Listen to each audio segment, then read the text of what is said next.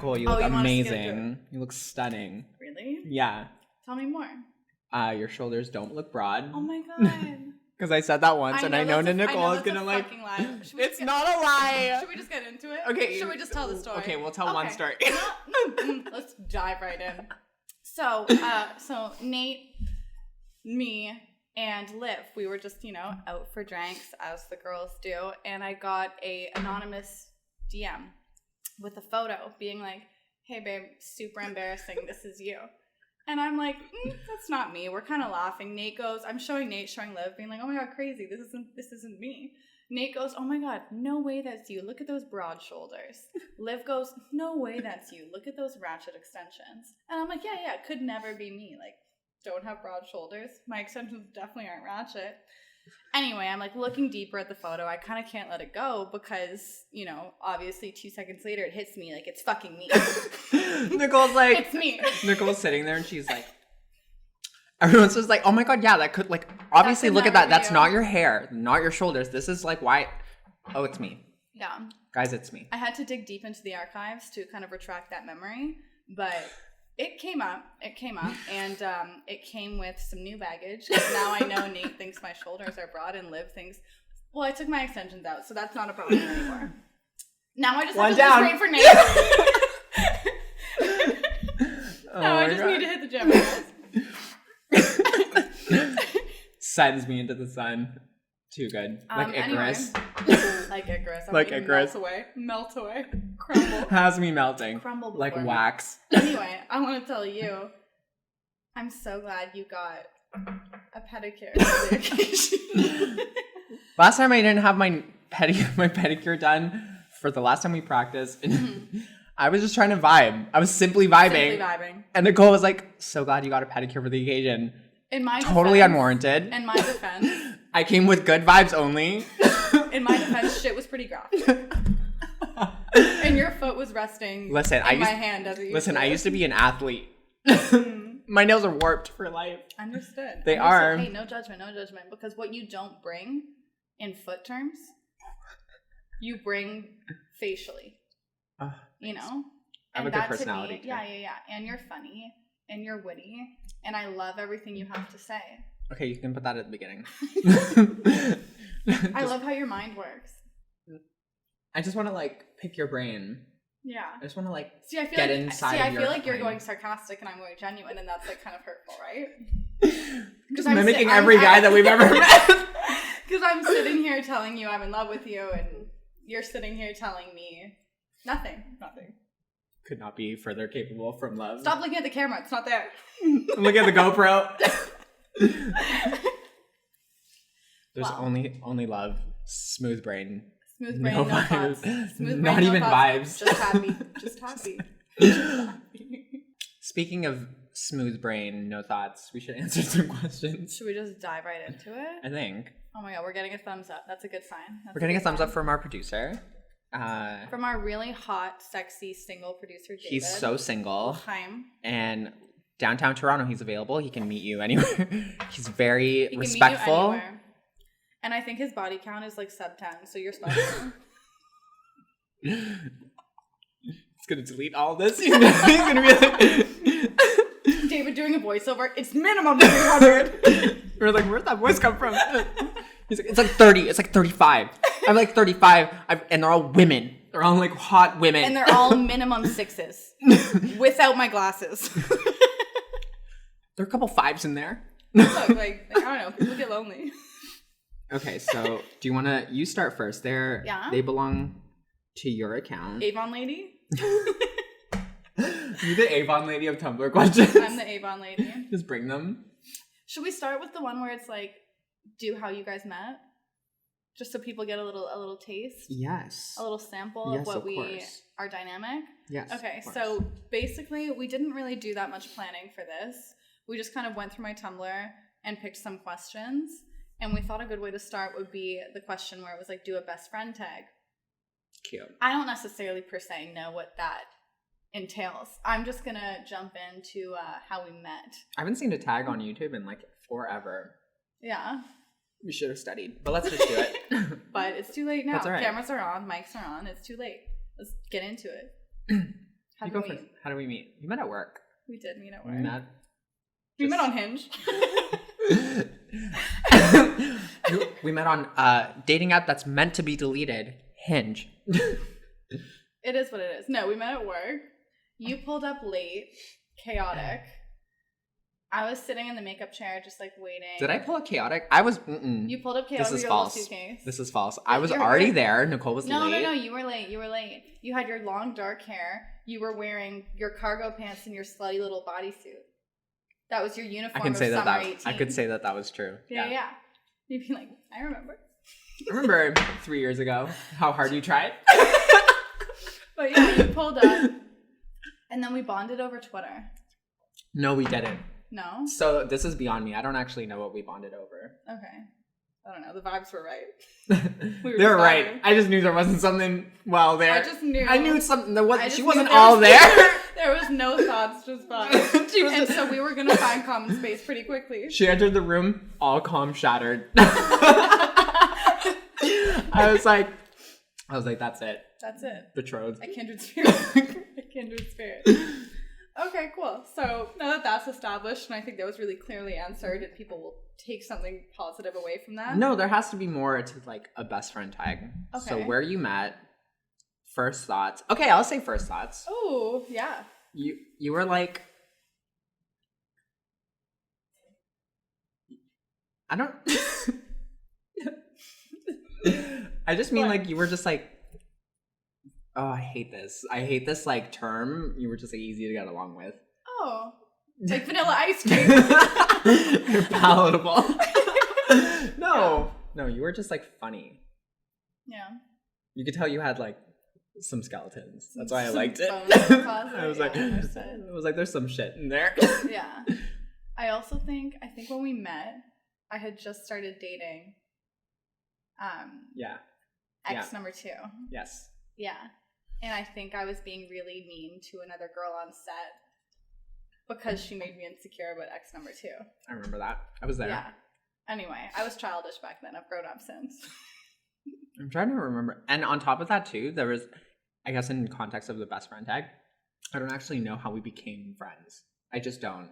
It just happened. You know what? No, I actually kind of remember because I used to be such a compartmentalizer of my life. Like, I was always like my friends and then my work and then my life separate. Same. And I remember you were kind of the first person to blur the work friend boundary for me. Like, you were the first. Yeah, you were the first time I like partied with someone from work. Because I remember you were just like, hey, let's go out. And I was like, oh. Because do you remember I was saying I get so scared of seeing people out of context? Yeah. Like a school teacher on the street. In a Hawaiian shirt like I did in 8th grade. So for me, that was the first time I started kind of crossing that boundary. But it was really good for me because it broadened my horizons a little bit. And I got more into this kind of creative version of Toronto that I was much more drawn to. Cute. Because for a long time I thought like maybe Toronto just wasn't for me. But I think it was just my first adult scene. You weren't swimming in the right pool. Yeah, I just wasn't in the right pool. For sure. That makes sense to me. Yeah. I think it's kind of beyond me, like where I think I would probably say like when you were with ex number 3. Which is ex number 3? Give me a little hint. Actually, no, don't. Nothing too obvious. Oh yeah, my king. No, but I would say like when if you're listening, I still love you. I think it was around the time that like we actually started like hanging out was like around Christmas of the year that we had met. Yeah. Because we went to like that gala, which was fun. Gala. Yes. We went to a Christmas gala because we like all got tickets. Yes. And like your ex number 2 had tickets as well. Oh, the one at Soho. Yes. Okay. Yeah. And then that was fun. And then that was like, I don't know. I do think that I want to think we hung out before that. But basically, it was around that time. And then, I think we did, but that was when we actually became really close. I think so too. And then that was probably around like Christmas when like ex number 3 came around. And then we like all went out. And that was like fun and like manic. And when I knew I like loved you was like the next day when we like were all up till like 6 in the morning. And then like in our our separate beds, and then woke up and where we laid our little heads that night.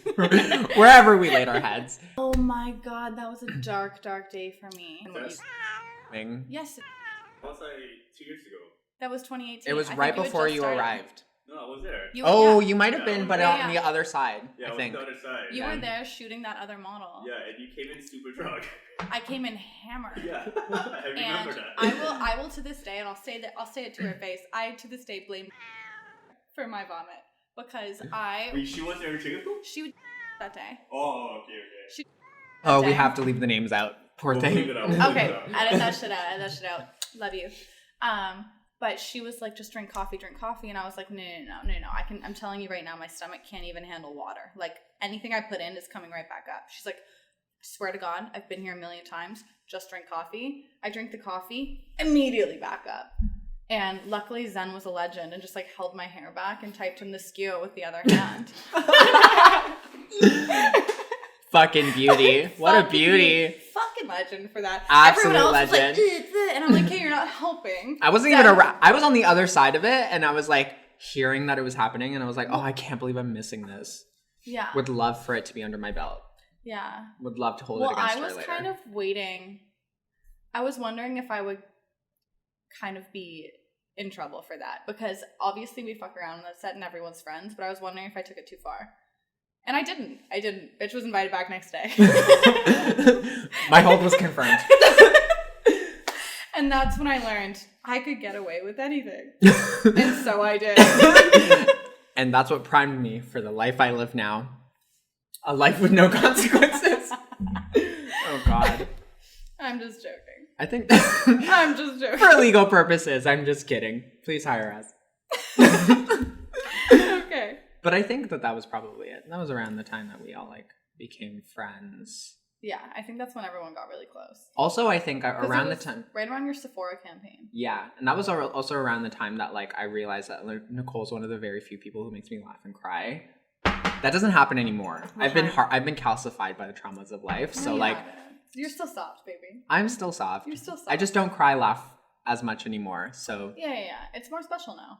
I would say for sure it's a milestone that not very many reach, but yeah, we did it. Good for you.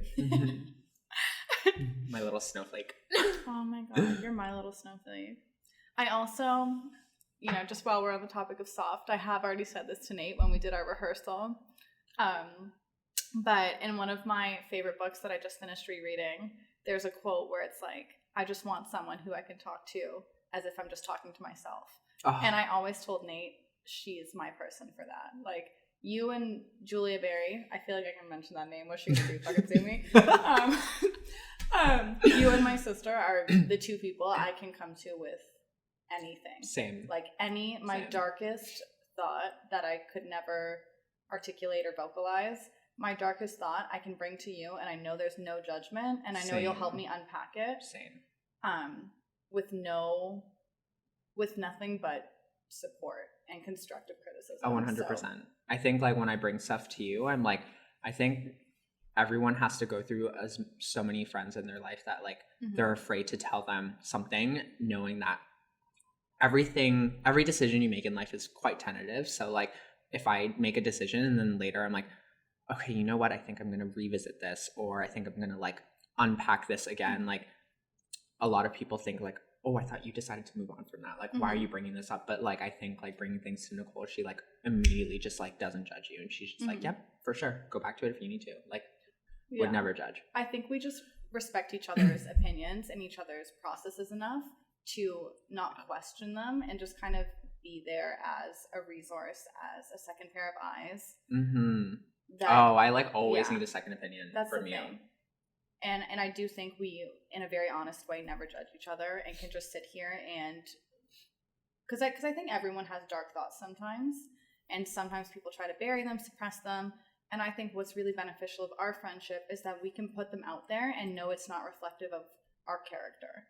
If they're just passing thoughts, and we will navigate them together, unpack them together, and then move on from them in the most healthy way we can at the moment. Yeah, 100%. With the tools we have access to at the moment. I think like I don't really go to very many people for second opinions because I'm always worried that they'll like inject their like, or they'll project their own like whatever they're going through into your life and try and influence your decisions because like they can't bring themselves to make the same decisions or they just don't agree with them.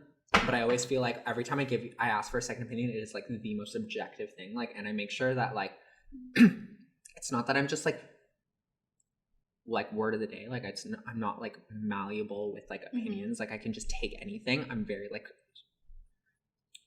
I very much like am strict with how I regulate opinions that come to me. So like I would prefer something that's like really objective, and that like every time you've ever given me an opinion, it's always been in my best interest and objectively just like logical. So I know that you never really like inject like whatever you're going through or like what you think I should be doing, like, which makes it a lot easier to even like introduce new topics to you. So I think like a lot of people can learn. Well, I think the benefit with us is that we do think in very similar ways. And obviously that can be a weakness because we are always going to get each other. So sometimes that obscures kind of the alternative thought process or the diametrically opposed thought process. But I think we think very similarly. So when you come to me with something, I know exactly how you're feeling because 9 times out of 10, I feel the exact same way.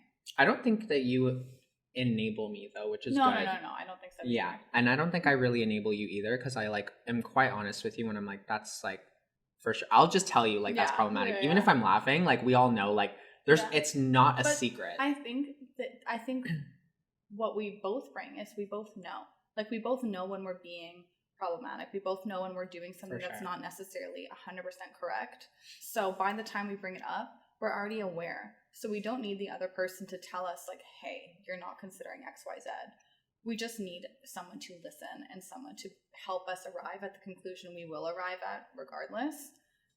But get us there in a healthier way and knowing that someone is there backing you in your corner. 100%. No questions, no judgment, just there. You need a home for your thoughts. That's not your own mind. And like, it's like, I think it's so imperative to like being able to process the world around you. And if you don't have that, like, not to say that it's like sucks for you at all. Cause it's like, it can be hard to find that place for your thoughts in other people. And a lot of people, I think like all of us will still spend our life trying to like make sure we have multiple homes for those thoughts. But ultimately when you do find it, I think like it's like super rewarding and like it makes decision making a lot easier because I don't think you and I rely on other people to make decisions for us, but I think that like we just need to make sure that we're grounded in our decision making.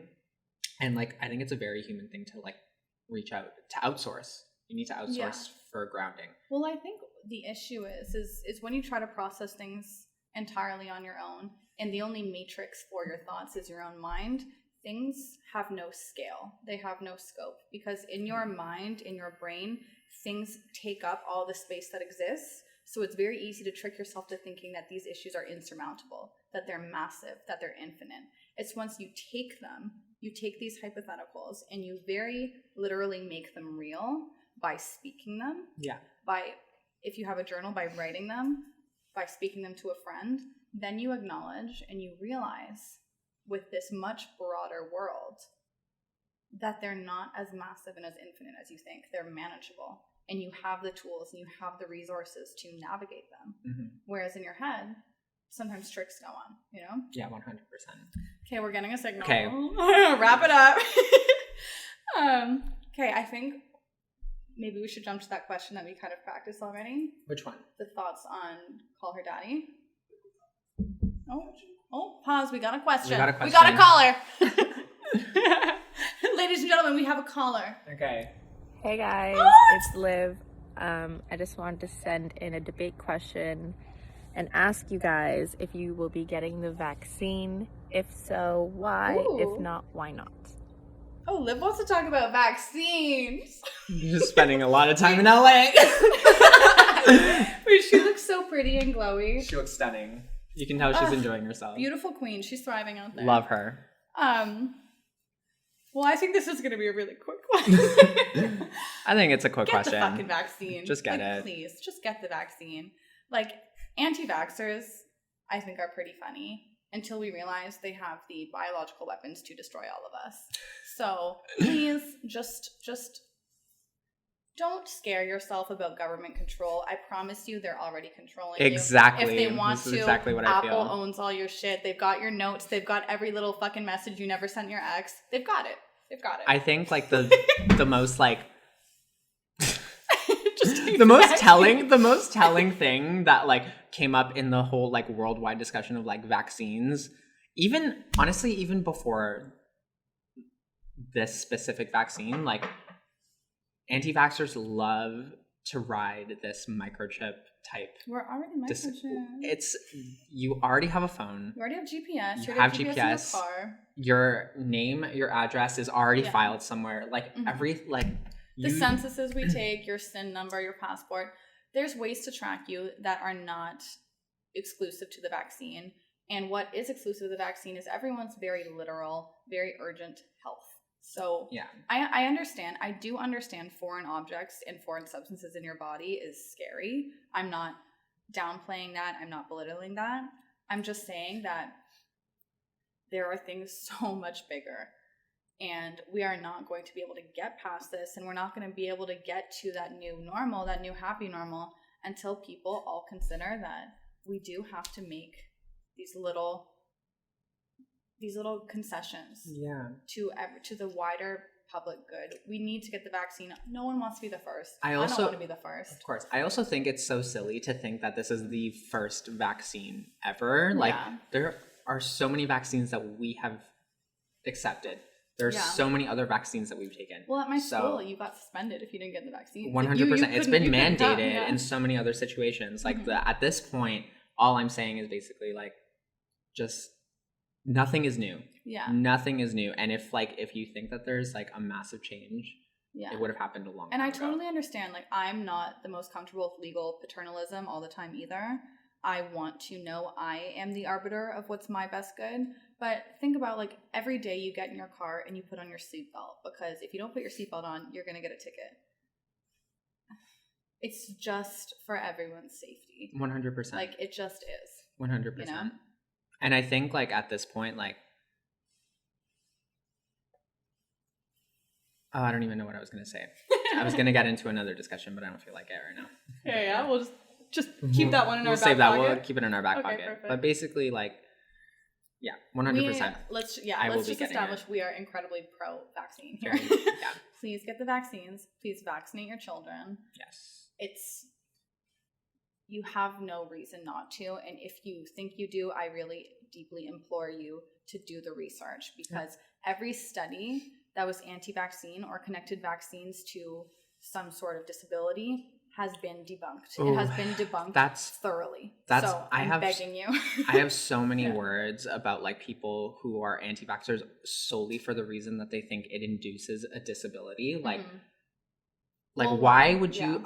What makes it your decision your area of jurisdiction to decide that having a disability is a worse death sentence for a child? It's really not. To you, it's bad because our world is not made to be accessible for anyone with a disability. Well, that's the thing. I think what is kind of deeply embedded to that discussion is a very profound ableist bias. 100%. It's the assumption that no life is better than a disabled life. Yeah. And that's incredibly unfair. I think if you are not prepared for disabled, I don't like the term, I use differently abled. If you're not prepared for a differently abled child, you're not prepared for a child. Yeah. So prioritize health, prioritize survival. And if your kid has different or special needs, address it. But 100%. Do not withhold medicine. Do not withhold medicine because you are in fear of that. That to me is so reckless. It's so twisted. So reckless. To be spreading this this rhetoric that like, let's just say like a lot of anti-vaxxer rhetoric is like anti-autism at the end of the day. That's what I mean. Which is so troubling because it's like, what is it to you about autism that is just so jarring? It's how the world frames any type of ability, any type of like a neurotypical like demeanor or life that makes you scared of it, and that's like not fair to the children or the adults who are autistic. The absolute bottom line is that you can live a wonderful and fulfilling life with autism you cannot 100%. if you're in a hospital bed with coronavirus. Yep. And that's just it. If it comes down to literal survival, I truly hope that you are going to prioritize that over this mythical disability you're scared of that isn't even genuinely scientifically connected to a vaccination. Like, that type of behavior scares me. And you know what? Like, I don't even mean to be like, I'm not the, I am truly, like, neither of us are the victim in this situation. It's just more so just like the fact that these adults that make these decisions at some point need to come into contact with like a person or a child like who has autism. And there are so many people on the spectrum that like, you know, are successful, high, productive, like, happy, high functioning, or like, you know, they may be a little bit more like on a different end of the spectrum. Like, that just makes me so uncomfortable knowing that person has to come into contact with those people. Like, sorry, not those people, but it makes me uncomfortable knowing that they have to come into contact with the community thinking like with that kind of mindset, because it's just like, it's not it's fair. Insidious. Just because you look at someone and you don't understand the way they communicate, you don't understand the way they articulate themselves, which is often the case with people on the spectrum, does not mean that their life isn't worthwhile and their life isn't 100%. valid. So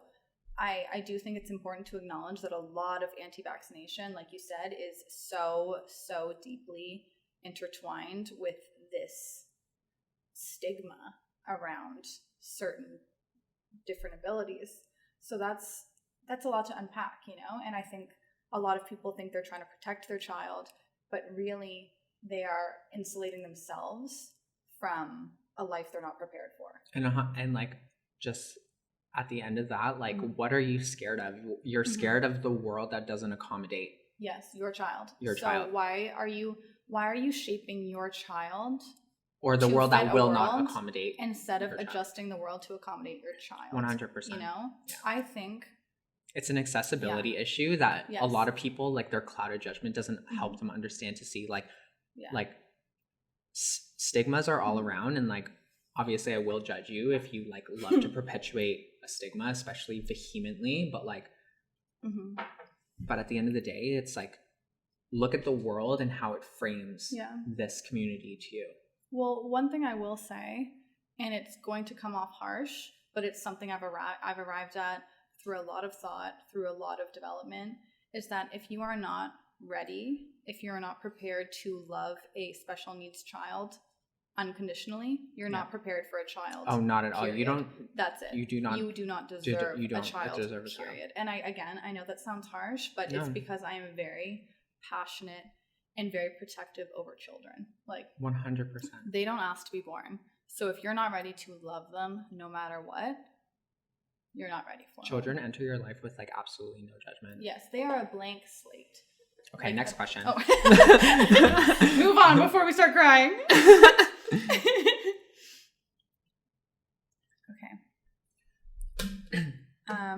Should we jump into the call her daddy discussion? I mean, that's fine. Ooh, the girl's been chatting. We've been chatting. And ultimately, like, I think we also need to, like, we're going to cut parts out as well. So it'll probably get down. We'll probably, honestly, I think we'll editing us to make us sound like Republican. No. He edits the whole thing to us being like, don't get the vaccine. What's the TikTok? My young soldier, you were strong. my loyal and faithful service. Him editing, so it's like, hi, I cheated on my math test. Okay, what's the next question? Because I didn't get your airdrop, so you have to show me. Okay, so I'll just do the questions. Okay, well, this one we kind of... I'll introduce this question to you. Okay, cool. This one we kind of went over. It's just the call her daddy question. Okay. So someone asked me on Tumblr. I don't know if I'm ready to answer that one yet. I think I should pee before we jump into this one, because I've got thoughts. But I don't know if I have that much to contribute. Can I pee? I'm so sorry. Yeah. But I have to pee. Just keep running. Nate will like do a little Sims dance or something. I'll pee fast. On go. Okay. Should we do that? The boyfriend's ex?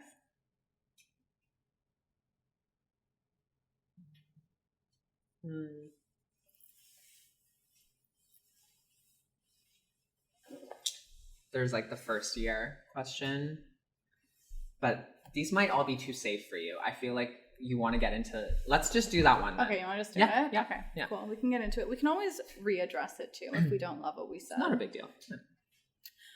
Okay, so I did get a question on my Tumblr saying, what are your thoughts on Call Her Daddy? And Nate and I both have a lot of thoughts, and we kind of got, when we were just deciding what we wanted to talk about in this podcast, this was one of the first things that came up. And I think the gist of what I want to say about Call Her Daddy is that I really support it. I really support outspoken women no matter what, whether I agree with them or not, because I think it's really important that women claim space. So I really support that we have an outspoken woman demanding a seat at the table.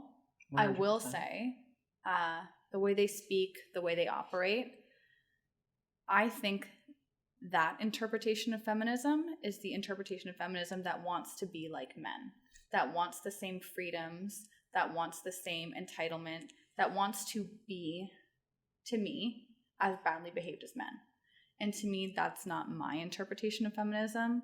My interpretation is that I think women are better because I think we're socialized to be better. I think we're socialized to be more nurturing, more kind, to value sensitivity, to value empathy.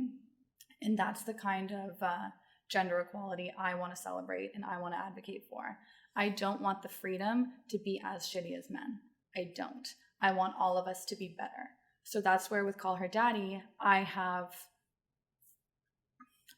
thoughts, I have reservations.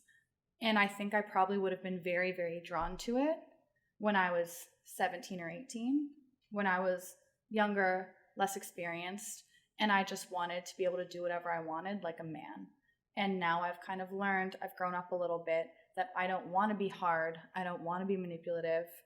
I want everyone to be valued for their sensitivity, for their empathetic capacity. I want that to be something that's seen as a strength and not as a weakness. So for me, I love that she's out there. I love that she's a resource. It's not for me. Yeah, I would say the same. I would say, like, ultimately, like, I would just, like, go into listening to whatever or absorbing whatever, you know, resources and information that are available to you with as informed of a mind as possible. And I think, like, if you find, this is basically, like, everyone is allowed to listen to whatever podcast they want. Everyone is allowed to absorb whatever resource they want or intake whatever they want. I think essentially, like, you need to just make sure it's informing your decisions in the way that you can be proud of. And like I personally know that you and I are, like, extremely sex positive. And, like, I think that there's a way to, what's the word I'm looking for? I think there's a way to have an outlook or even an approach to a very liberated life that doesn't require, you know, spite. Yeah. It can be, like, life can be so rewarding knowing that you are just doing things for yourself and without using men as a placeholder, without using them as, like, a standard. Well, I think one of my qualms about it is that I think it really approaches gender relations as a battle of the sexes type view of the world. And I think I was kind of raised like that. I went to girls' school that kind of perpetuated the fact that no, it's a women's world instead of a men's world. But ultimately, it's both of our worlds. We have to share it. I want the genders to exist as complements, not as diametrically opposed. There doesn't need to be a war. There doesn't need to be a battle.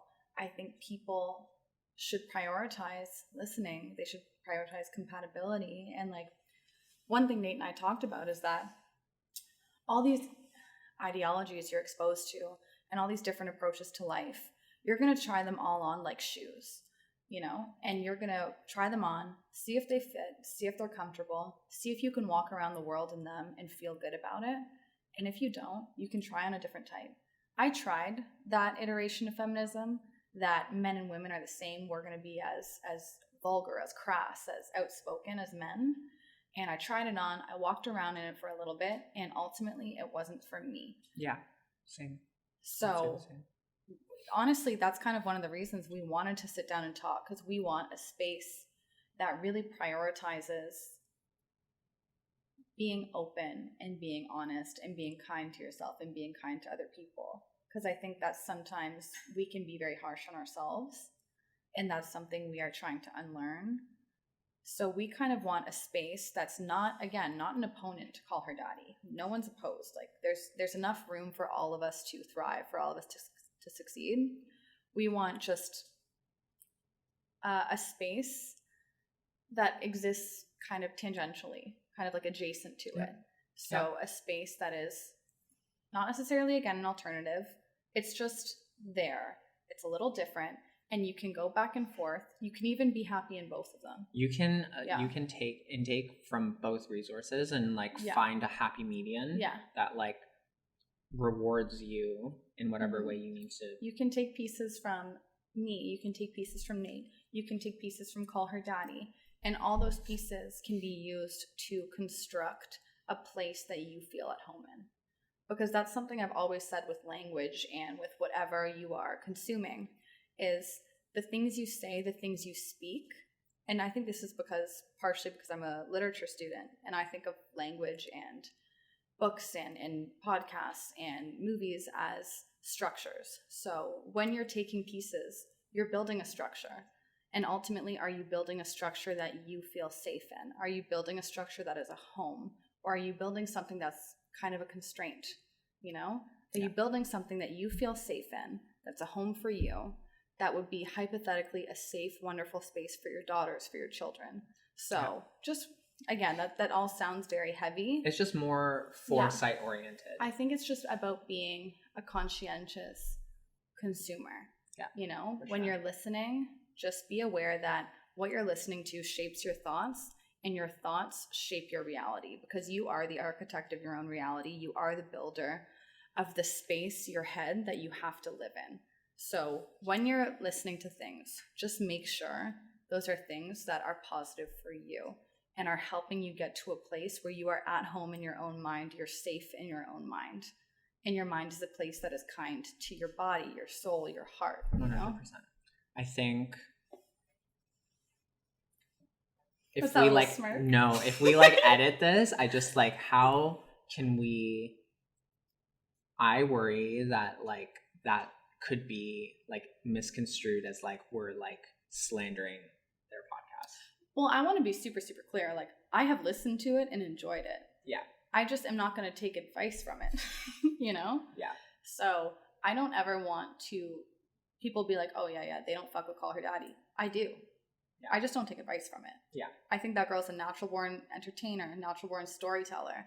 I just don't operate the way she does. That's fine. I think like people are very fixated on only choosing one resource when like they're not mutually exclusive. They're not. You're allowed to just like absorb from multiple resources. Mm-hmm. So. And you will, whether you like it or not. You can choose one thing, but it doesn't matter, because the way we think, the way things work, is that everything is kind of a cause and effect reaction of each other. So everything exists simultaneously. So even if you think you only like oranges, ultimately oranges grow because of apples, you know? So everything is connected. Everything goes hand in hand. Exactly. Sure. Everything is connected, whether that's immediately apparent or something you have to uncover for yourself. But you will learn that things aren't as different as they seem. Like, we are not the opposite of any other podcast.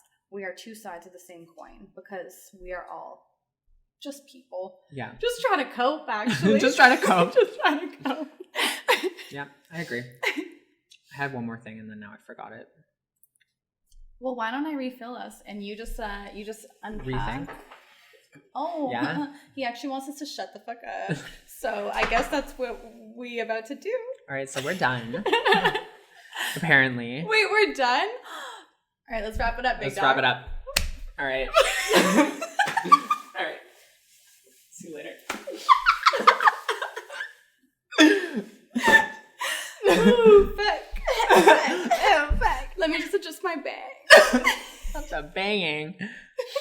Stop. I'm going to crease. Oh my god, I'm already oily. So it's probably time we wrap it up. So should we wrap it up with like another little compliment sesh? Do you have anything you want to say to me? Okay, fine. Fuck. Cut the cameras. Cut the cameras. Dead ass.